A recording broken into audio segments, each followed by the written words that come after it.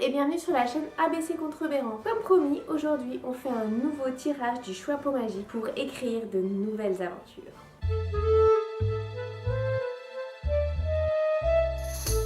Pour ceux qui nous rejoignent aujourd'hui, je fais un résumé succinct du principe du Choix-peau. C'est un challenge d'écriture qui consiste à tirer au sort 3 mots dans un chapeau pour pouvoir écrire un texte qui sera inspiré de ces 3 mots ou dans lesquels les mots apparaîtront. C'est une technique de création assez courante.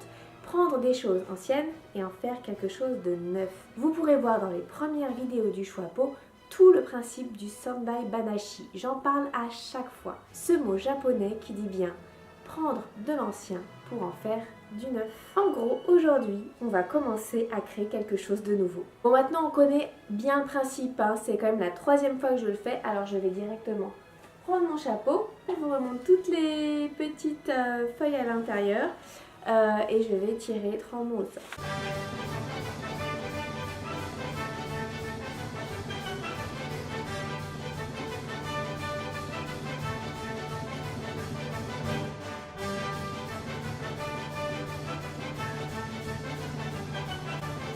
On a 3 nouveaux mots. Empoisonné, englouti et bois. Si vous avez regardé la dernière vidéo sur mon bilan du Choix-peau numéro 2, vous savez peut-être que j'ai commencé à écrire les premières idées qui pourraient me servir à faire une suite à la licorne était borgne. Donc je ne vous cache pas qu'en piochant les mots aujourd'hui, je m'étais un petit peu mis dans l'optique de créer une suite. Donc il faut maintenant que j'utilise ces 3 mots et que je trouve quelques idées. Donc je vais repartir sur mes personnages et je vais, du coup ça va complètement orienter forcément ma phase de réflexion et ce sera peut-être un petit peu moins farfelu que ça pourrait l'être puisqu'on est dans un contexte réaliste, je le rappelle. Donc je vois les bois.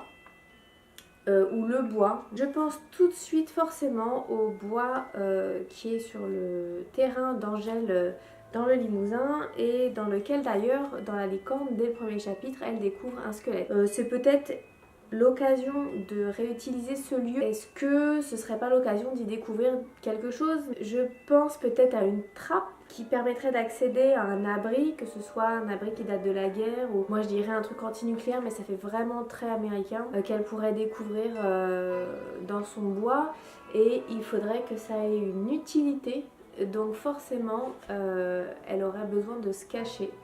Ce qui m'amène à une action qui va être peut-être de l'ordre de la course-poursuite ou peut-être, et c'est là qu'on va voir que je regarde un peu trop la télé, peut-être qu'il y aurait le feu au bois ou qu'il y aurait une attaque chimique, qui sait.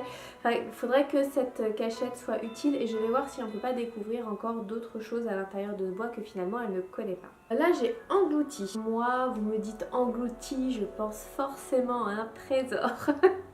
Je ne sais pas vous, mais dans ma tête j'ai tout de suite les images de la découverte des vestiges du phare d'Alexandrie dans la mer. C'est magnifique les découvertes qui ont été faites à cet endroit-là et on a pu reconstituer grâce à ça une image réaliste de ce qu'a pu être une des 7 merveilles du monde.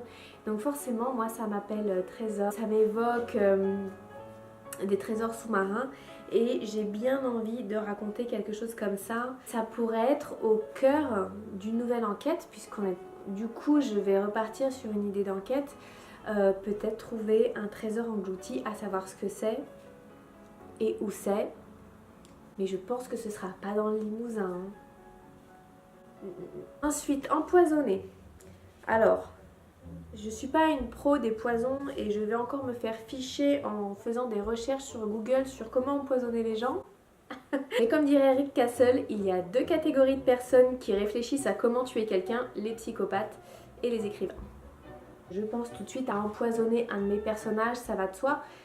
Mais c'est pas ma seule option, je peux également créer un personnage expert en poison. Et quel type de poison? Est-ce que ça va être quelqu'un qui va plutôt s'intéresser aux plantes ou quelqu'un qui va plutôt avoir un profil criminel? C'est à creuser, qui va m'obliger à faire donc des recherches.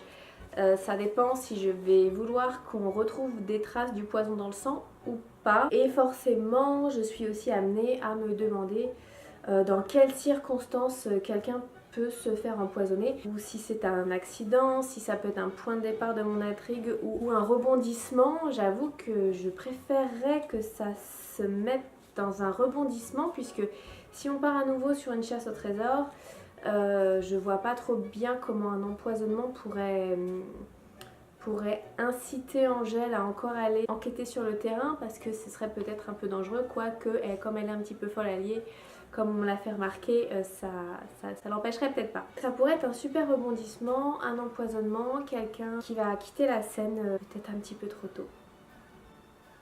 Voilà pour les premières idées avec les mots bois, englouti et empoisonné. J'espère que ça va vous inspirer de fabuleuses aventures et que vous penserez à les partager avec moi, soit directement en commentaire si vous voulez mettre un résumé de ce que vous comptez faire, soit sur Wattpad, là je pourrais aller vous lire directement. Vous savez que j'adore lire ce que vous faites avec les thèmes. C'est génial. Si vous aimez les histoires, si vous aimez la fiction ou tout simplement si vous aimez écrire, faites le challenge avec nous et j'ai hâte de savoir ce que vous écrirez ou ce que vous inventerez à partir de ces 3 mots. Je vous invite également à venir lire le premier jet que je vais probablement mettre en ligne d'ici peu sur Wattpad. Les 2 autres challenges, dont le numéro 2 qui est toujours en cours, sont toujours disponibles, donc vous pouvez toujours aller les lire et partager avec moi ce que vous avez créé si les mots vous inspirent plus que bois, englouti et empoisonné. J'ai hâte de me mettre au travail et j'avoue que j'ai toujours ces personnages en tête puisque je suis à fond dans la réécriture en ce moment.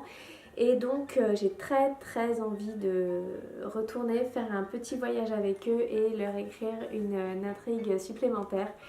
Je suis super motivée à cette idée, donc c'est génial. Bien entendu, abonnez-vous, cliquez sur la cloche et partagez cette vidéo si vous trouvez le challenge intéressant et que vous ne voulez pas être seul à écrire ou pour un tas d'autres raisons, vous avez le droit de faire ce que vous voulez. Et n'oubliez pas de faire travailler votre imagination, écrivez, créez et à bientôt!